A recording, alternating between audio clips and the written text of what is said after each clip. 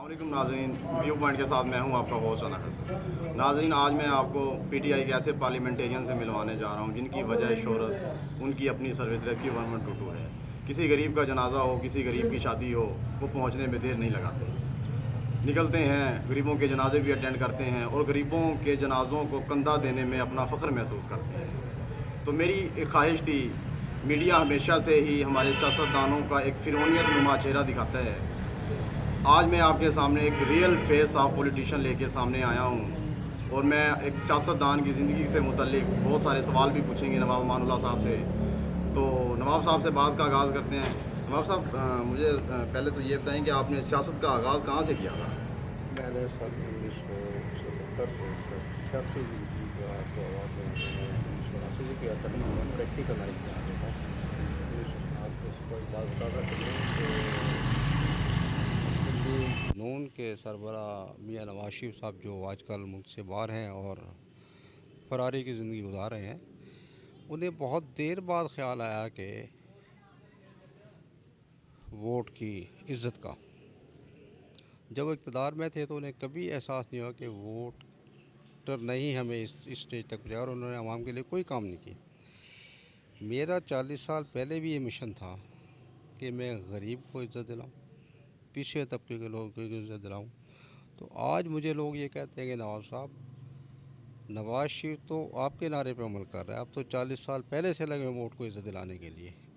और इंशाल्लाह मैं अपने इस मौक़े पे कायम हूँ कि मुआशरे के पिछड़े हुए तबकों को भी नुमाइंदगी मिलनी चाहिए, और वो ही हकदार हैं ताकत के। नवाब साहब, आपके लिए मशहूर है कि मैयत के ले जाने के लिए 4 कंधे ज़रूरी होते हैं, अगर 3 लोग हों तो चौथा कंधा आपका होता है। तो फिर इस चीज़ पर आप कितना फ़ख्र महसूस करते हैं कि चौथा कंधा आपका होता है? नहीं, ये मेरे ये कार सवाब है और ये हमारी मजहबी रसूमात हैं। चौथा कांधा या दूसरे कांधे का तो मुझे नहीं पता कि क्या मशहूर है, क्या लोग कहते हैं, लेकिन मैं कोशिश करता हूँ कि जिनके हाँ मैयत हुई हो वो बड़े गम गुथार होते हैं, मैं उनके गम में शामिल हूँ। कांधा दूँ या कब्रिस्तान जाऊँ या उनके फातिहा खाने पे जाऊँ, ये उनके गम में शरीक होने वाली बात है। दौर कौन सा याद आता है आपको? ज़माना तालिब इल्मी का दौर अच्छा था या ये सियासतदानों वाला दौर अच्छा है? कौन सा वक्त ज़्यादा मिस करते हैं? मेरे सब लोगों का बचपन और जवानी का दौर ही अच्छा था, वही दौर मेरा भी अच्छा था, स्टूडेंट लाइफ का भी अच्छा है। अभी मुझे कोई मुश्किलात परेशानियाँ नहीं है, कोई ऐसी बात नहीं। अभी भी अल्लाह का करम है, हर हालत में करम है। लोग तो फूलों की पत्तियां देखते हैं, बड़ी प्रोटोकॉल वाली ज़िंदगी देखते हैं, ऐसे लगता है कि सियासतदानों की ज़िंदगी एक शशके वाली, लेकिन एक सियासतदान की इनर फीलिंग क्या होती है? इनर फीलिंग यही, मेरी तो इनर फीलिंग यही है कि मैं आवाम की खिदमत करूं, और जैसा कि मैंने बताया कि मेरी ख्वाहिश ये है कि मैं छोटे तबके के लोगों को ऊपर लेके आऊं, और अल्हम्दुलिल्लाह मैं अपने इस मिशन में कामयाब हुआ हूं कि आज नवाज शरीफ जैसे लोग भी वोट को इज़्ज़त दो की बात कर रहे हैं। ये इज़्ज़त तो मैंने 40 साल पहले दिलवाई है वोटर को। यानी कि आप कह रहे हैं कि ये जो आपका नारा था वोट को इज़्ज़त दोगा, ये आपका मेरा 40। नारा चुरा लिया, मेरा नया नारा चुराया हुआ। अच्छा, आपका नारा चुरा लिया गया है। अच्छा नवाब साहब, ये बताएं कि 2018 के इलेक्शन में पीटीआई का लोधरा में जन्म आपने करवाया, उसके बावजूद आपको टिकट दूसरे हलके में दी गई। अपनी पार्टी की इस बेवफाई पर अकेले बैठे हों तो दुख होते हैं?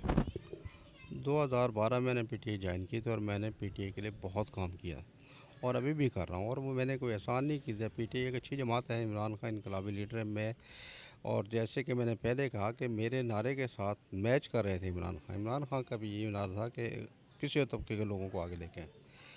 तो जहाँ तक टिकट की बात है तो ये पार्टी क़यादत ही फैसले करती है किस खिलाड़ी को किस जगह खिलाना। अगर पार्टी क़यादत ने मुनासिब समझा कि मैं करोड़ पक्का की बजाय लोधरा से इलेक्शन लड़ूँ तो मैं चला गया वहाँ पे। वोट देना हार जीत तो वो तो आवाम के हाथ में है। मैं भी अच्छा, 1987 के ज़िला कौंसिल के इलेक्शन में यूसुफ रज़ा गिलानी ने आपको ऑफ़र की शाह महमूद कुरैशी के ख़िलाफ़, वो आपने एक्सेप्ट क्यों नहीं की थी? वो क्या राज था?